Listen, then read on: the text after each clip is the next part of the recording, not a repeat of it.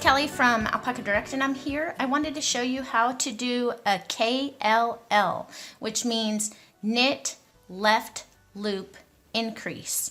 So first of all, I'm going to go ahead and knit to my marker. And it says when you first do this left loop increase that you should knit one, but because I've already knit all the way to the marker, that is my knit stitch. Then I'm going to pick up a loop from the right hand needle. So I'm going to be picking up a loop from this right hand needle, and it needs to be 2 stitches below. And I'm going to pick that up with my left hand needle. Then I'm going to simply knit that through the back loop. And that is how you do a KLL, which is a 1 stitch increase.